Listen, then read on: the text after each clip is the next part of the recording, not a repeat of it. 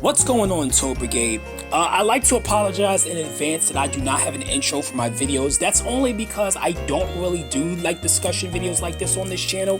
This channel is mostly streams and like videos of like different games and stuff like that. But I don't usually do like videos discussing games and stuff like that because I just don't really feel like I need to, because I talk about stuff during my streams.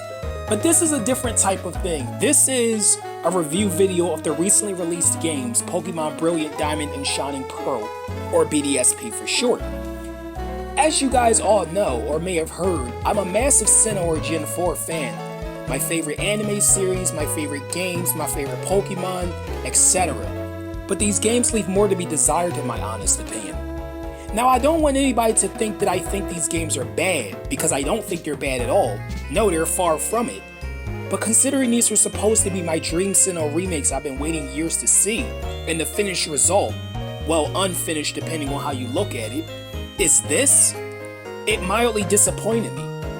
It'll never be on the level of Sword and Shield disappointment to me, since these are just remakes after all. Sword and Shield were completely original entries, so it was heavier space to fill.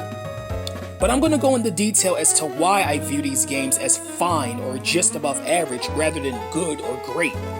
So I hope you sit tight and listen in full to this video. Starting off, I want to explain how I feel about the art direction and graphics. Well, unlike many others, I actually like the chibi art style. What many people don't realize is this is the same art style that's supposed to be based on what the original games had, only in 3D and high definition. After how Sword and Shield turned out with all the graphical glitches and problems, did you really want the remakes to have it? Seriously? I don't think so. But that's just my honest opinion on the matter, I guess. But yeah, I see no harm here. My first real issue with the games is everyone's favorite discussion of these games, the Faithful claim, and to how these were developed, which by the way weren't Game Freak's doing this time, but instead the company named Ilka, with Masuda of course on board. In fact, these games are so faithful, some glitches even made it in from the original games. Of course, now most of them are patched out. And let's not forget, prior to the first patch, the amazing Placeholder trainer battle theme.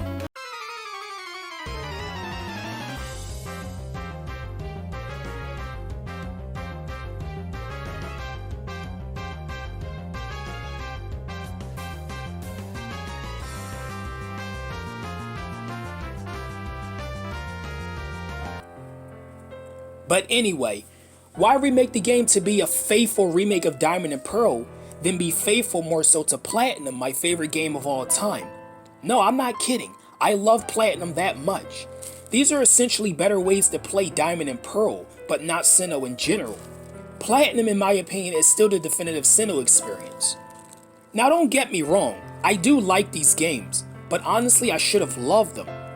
My favorite YouTuber and biggest inspiration to my style of commentary during streaming, Chugga Conroy, even had strong opinions about these games. I won't discuss what he said, but basically he said in a nutshell that he doesn't intend on buying these games because he's kind of disappointed in them, and I don't blame him honestly.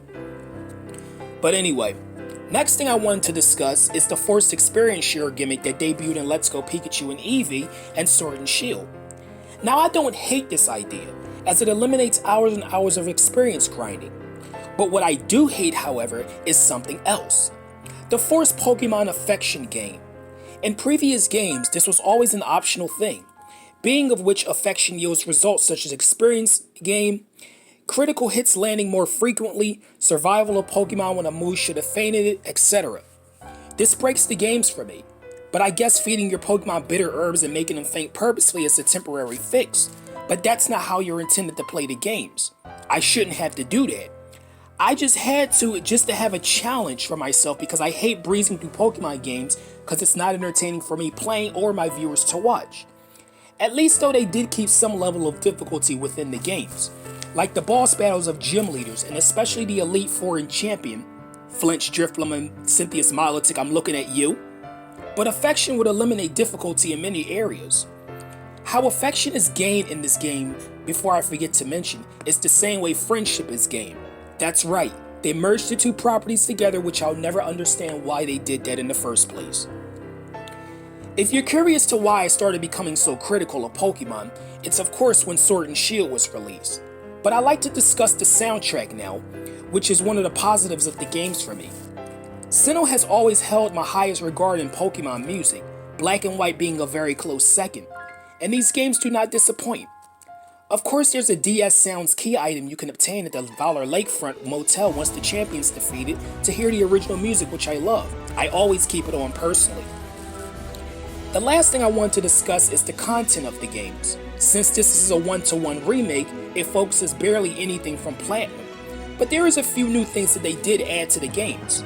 The Grand Underground to catch Pokemon found and not found in the main story if you want is available. Of course, the original digging items and fossils is there too. Secret bases are also there, but nowhere near as cool now, as it's just a place to put statues to alter Pokemon appearances in the hideaway spots. Another new thing they added is the ability to revisit Ramuna's Park, a place to capture legendary Pokemon of other regions, which I liked as well.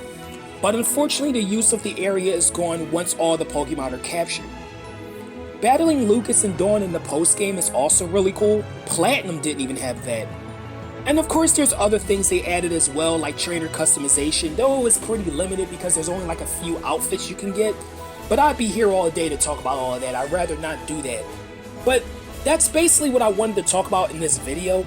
I did manage to get a shiny Pachirisu in first encounter during the shiny hunt stream, and I love that little one so much. But as I said, I do like these games, however, but I just needed to say all of this. If you love BDSP, that's completely understandable. But I feel like these are more for people who's never played the originals or are Sinnoh fans like myself. Of course, there's people who will buy Pokemon games regardless, and kudos to them. But hopefully everybody here gets what I was saying in this video, and thank you all for watching.